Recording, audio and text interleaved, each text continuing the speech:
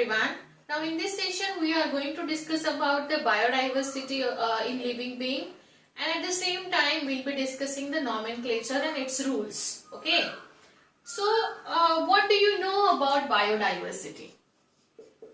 Biodiversity, right? Bio means what? Living organism or any kind of living thing, and diversity means it has number of variations, right? So living thing has a number of variations, right from the unicellular to multicellular, right from the like grasses, herbs to the big trees. Even in case of animals, we'll see in animal kingdom from very basic phylum, that is Porifera, to the highly advanced category which is mammals. So basically these are the things that has a huge kind of diversity in nature. Like for example, there are number of plants available in nature, and each plant or each organism has its own species, right? So more than 1.7 billion species have been recorded for this biodiversity. So what do you think, अगर इतने सारे plants हैं, इतने सारे animals हैं, तो इनके characteristic याद रखना या फिर इनके नाम याद रखना, that is a big tedious task, right? So because of this diversity, some of the scientists discovered a nomenclature system, right? So nomenclature मतलब nomenclature, like let's say an example, हमको कोई plant मिलता है, like for example अभी हमको ये नया plant मिला है, इसका नाम हमको पता नहीं है, right? So we are not like aware of this plant, and we do not know the name of that plant. So हम क्या करेंगे, इसको पहले हम देख के आइडेंटिफाई करेंगे ये कौन से कैटेगरी में जाएगा, हर्ब्स में जाएगा, shrubs में जाएगा, trees में जाएगा, right? And then first we have to identify this thing, whether it can be an animal, whether it can be a plant, right? We have to first identify it, and then we can perform a nomenclature on it. So nomenclature means, like for example, again,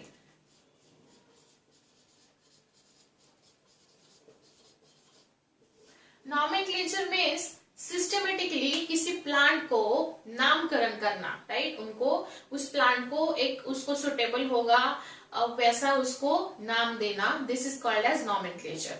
But then nomenclature, it's a very important part of this chapter, and at the same time first we have to understand who was discovered the nomenclature system, right? So Carolus Linnaeus scientist है, इन्होंने nomenclature system को propose किया. Here I am talking about the binomial nomenclature system. So binomial nomenclature system,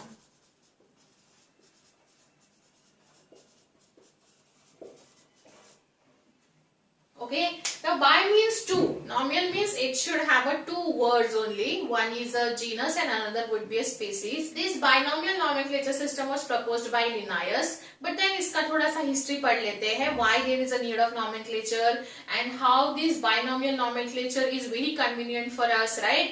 So basically let's take an example of mango.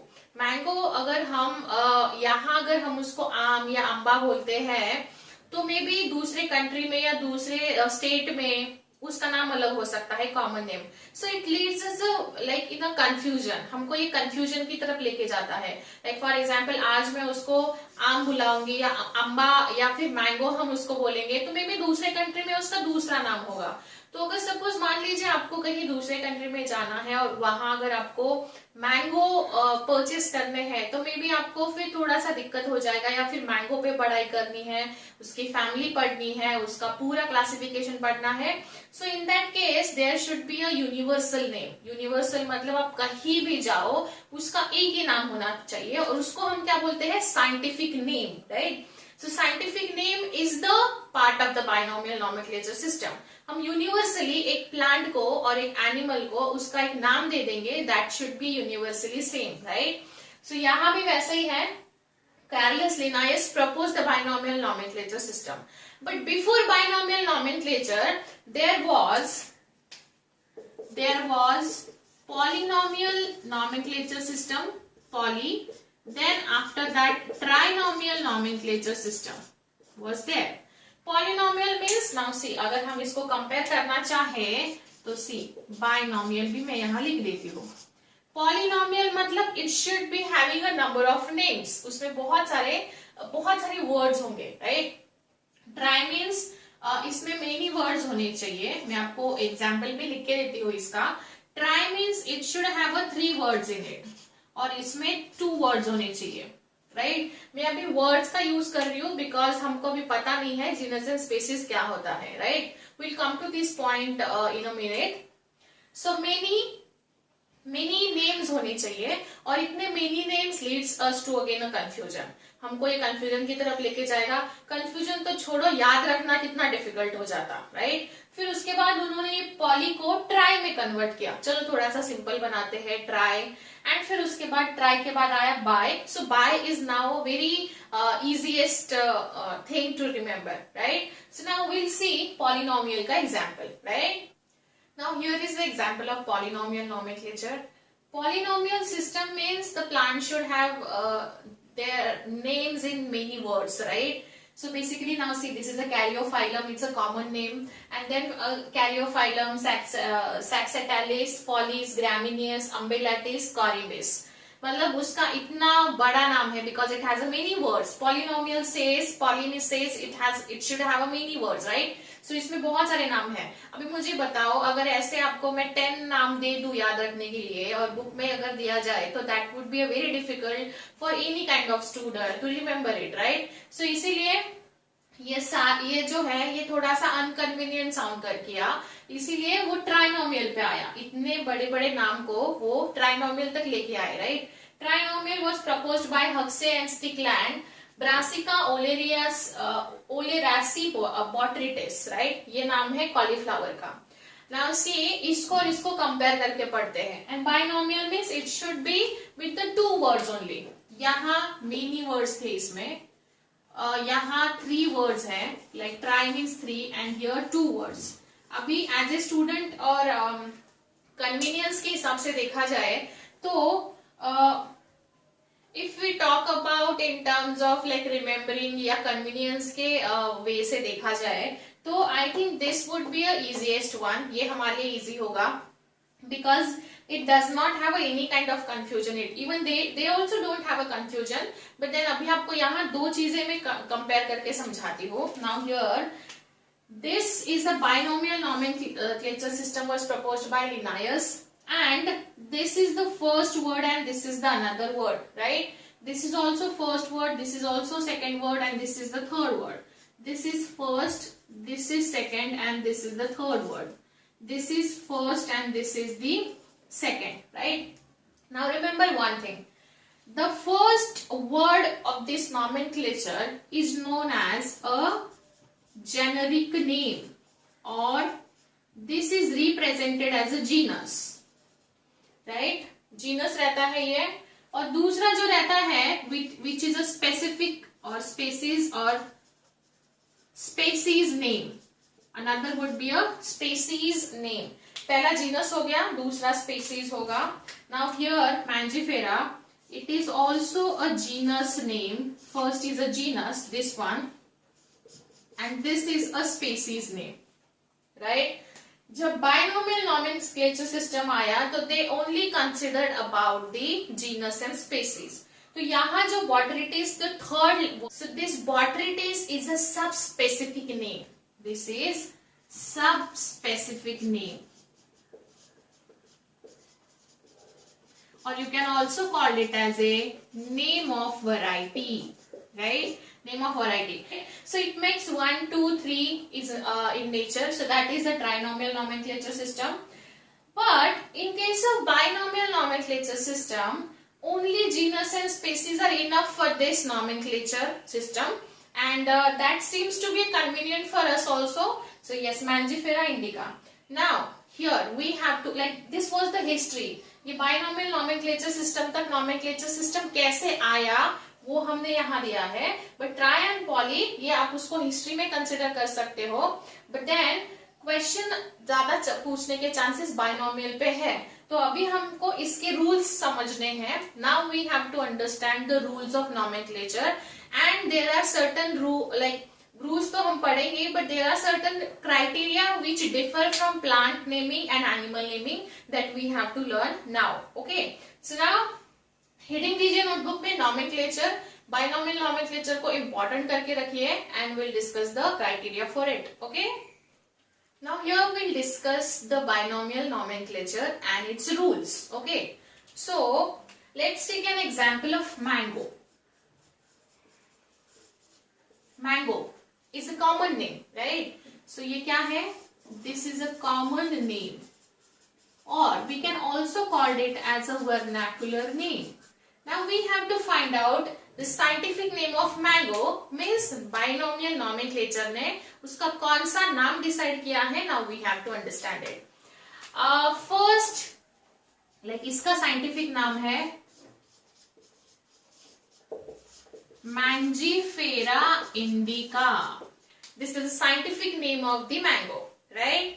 And this scientific name was given by like binomial nomenclature system. So now see these Mangifera indica, इसमें दो words है, right? So पहला जो word है, this is the first word, this is the second word. This first word is a genus name.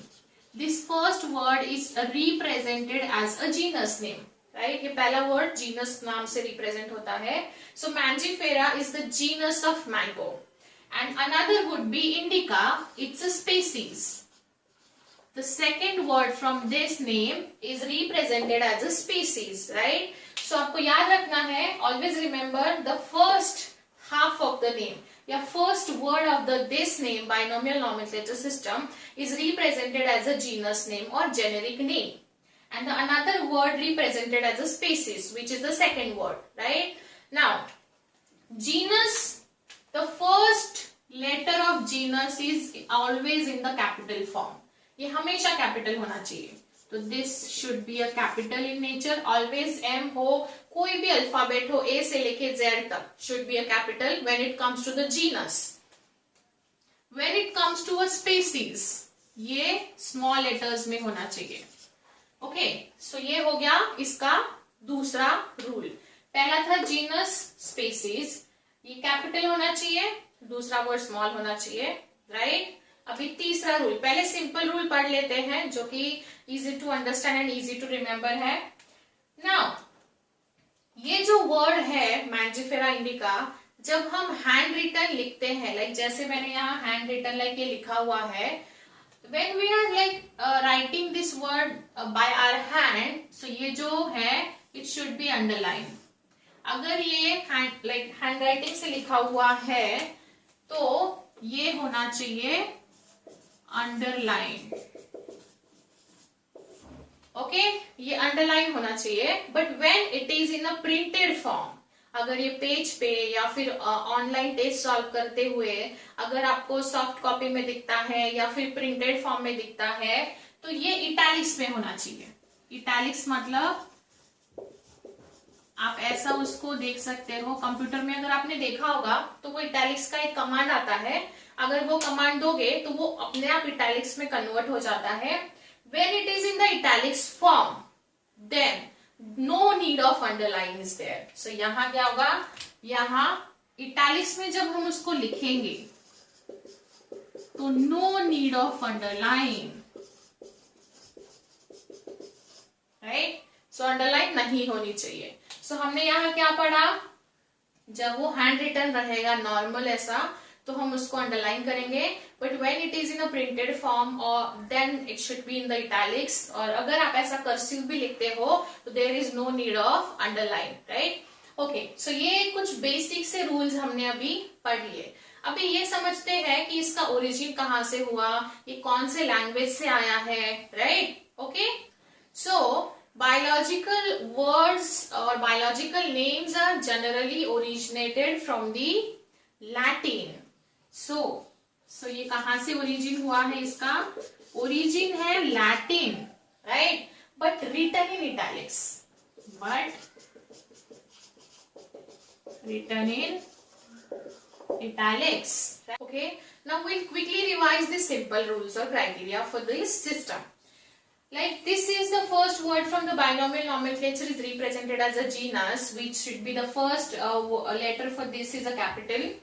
And the another this is the second name which is represented as a species and उसका पहला letter है वो small होना चाहिए. अगर आप normally लिखते हो if it is a handwritten then it should be underlined. If it is in a printed form and if it is in a like cursive थोड़ा सा लिखते हो then it should not be underlined. Origin है इसका Latin and written in italics. Like biological this system or biological names originated in the this Latin and written in italics. So ये जो है ये सारे इतने रूल्स हमने अब तक पढ़े ये सारे बुक्स में दिए हुए हैं. लेकिन अभी जो रूल्स बुक में नहीं दिए हैं वो पढ़ते हैं. राइट, चलो अभी रूल पढ़ते हैं जो बुक में नहीं दिया हुआ है एनसीईआरटी में. जो रूल है मैं यहाँ फर्स्ट नंबरिंग कर रही हूँ उसको. तो जेनेरिक नेम और species name, right, the letters not should be less than 3 and not should be more than 12.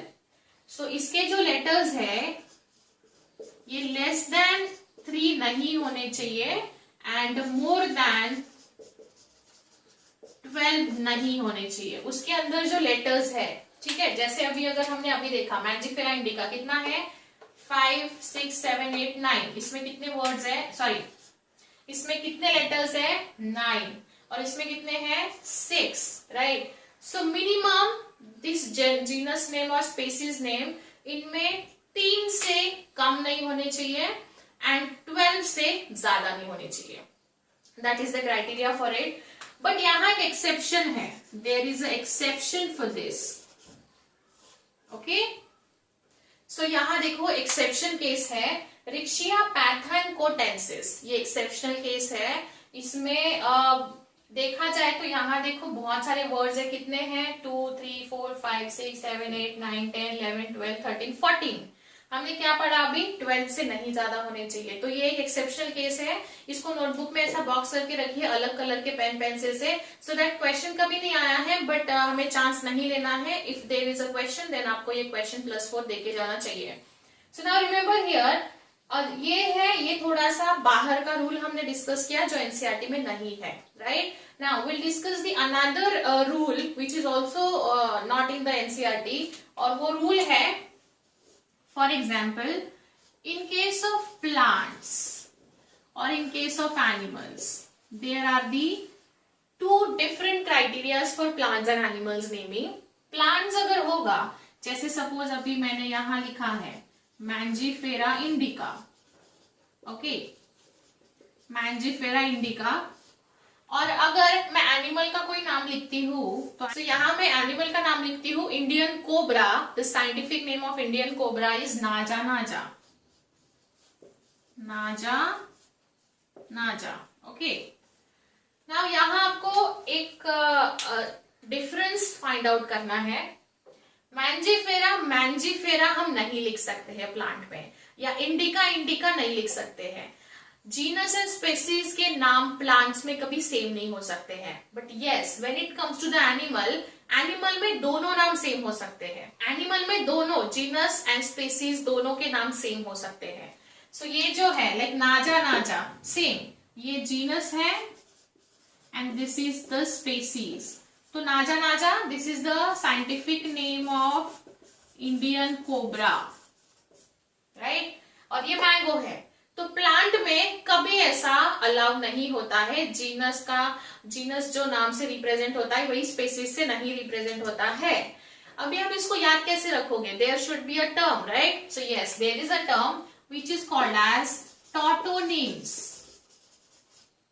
इसको टॉटोनिम्स बोला जाता है. तो आपको क्या लिखना है आपके नोटबुक में? Tautonyms are allowed in case of animals but tautonyms are not valid for the plants. Right, tautonyms मतलब सेम, लाइक जीनस का नाम स्पेसीज के जैसा हो सकता है in terms of animals but in terms of plants it is not valid. Okay, so अभी आपको ये रूल्स क्लियर है. ये उसके क्राइटेरिया मतलब कितने वर्ड्स होने चाहिए और वहां टॉटोनिम्स के बारे में हमने पढ़ा. ओके, और एक टॉटोनिम मैं आपको लिख के देती हूँ, दैट इज रैटस रैटस, जो कि रैट का नाम है। ओके, सो ये एक टॉटोनिम के दो एग्जांपल्स याद रखो जो एनिमल्स में वैलिड है, प्लांट्स में वैलिड नहीं है। Now will discuss the next rule, Mangifera indica.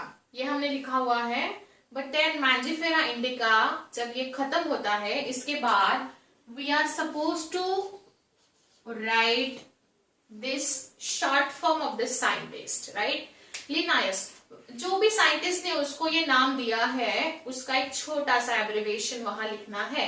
So LINN for लिनायस। अभी आप सोच रहे होंगे कि मैडम ये जो हमने एब्रिविएशन लिखा है, इसको अंडरलाइन करना है क्या, इटैलिक्स में लिखना है क्या? नो, इसको नॉर्मली लिखना है, इसको अंडरलाइन भी नहीं करना है, नॉट इवन इसको आपको इटैलिक्स में लिखना है। ये जैसा है वैसा ही रहेगा।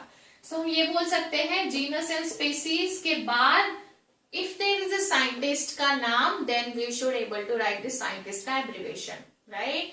Okay, so there are different rules of nomenclature. हमने ऑलमोस्ट सारे रूल्स इसके पढ़ लिए हैं। सो ये रूल्स आप नोटबुक में अच्छे से लिख के रखिए। So now we have already discuss this different criterias for the nomenclature. Now after that we have to understand ये सारे रूल्स है वो कौन सी ऑर्गेनाइजेशन सेट करती है। ऐसा यूनिवर्सली कुछ एक ये होना चाहिए ना, प्रोटोकॉल या रूल्स का एक लिस्ट होना चाहिए। सो ये कौन सी ऑर्गेनाइजेशन बेस्ड है ये नॉमेनक्लेचर या सारी सिस्टम, वो हम पढ़ते हैं। Okay, so these are the two organizations in terms of this. First we'll write their long forms. So international code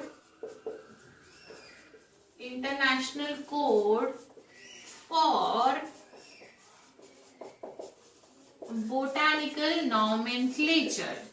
Now these are the two organizations in terms of botany and in terms of zoology. Botany matlab when it comes to the naming of the plants, then this has a authority to decide the rules, and this has a power to conclude the name of that plant. And ICZN zoological, botanical मतलब plant होगा, and ICZN zoological मतलब animal का जो नामकरण किया जाता है, ये दो रिस्पेक्टिव ऑर्गेनाइजेशन से किया जाता है। बोटानिकल मतलब ये प्लांट्स के नेम के साथ डील करेगा, एंड जूलॉजिकल मतलब ये एनिमल्स के नेम्स के साथ डील करेगा। ओके, नाउ ICBN और ICZN का लॉन्ग फॉर्म आपको रट के रखना है, इस पे क्वेश्चंस पूछे जा चुके हैं, बट देयर इज थोड़ा सा एक छोटा सा कंफ्यूजन आपके दिमाग में हो सकता है, that is this is for ये क्या दिया है, ICBN में फॉर वर्ड यूज किया है, बाकी सब कुछ तो सेम ही है other than botanical and zoological nomenclature, and यहाँ ऑफ दिया है। ये दो चीजें आपको याद रखनी है। May be this can be A question हो सकता है नीट में, तो आपको ये दो चीजें बहुत अच्छे से याद रखनी है, राइट। सो यहाँ हमने बाइनोमियल नॉमेनक्लेचर पॉसिबल रूल्स के साथ सारी चीजें पढ़ ली है। Now here we have seen the different rules of this, also we have seen how it should be, कैसा पॉलिनोमियल था, ट्राइनोमियल कैसे हुआ, बाइनोमियल तक कैसे पहुंचा, and their respective scientist also. So आप एक अच्छा सा नोट बनाइए इसका बाइनोमियल नॉमेनक्लेचर सिस्टम का। If any doubt you can let me know. See you in next session. Thank you.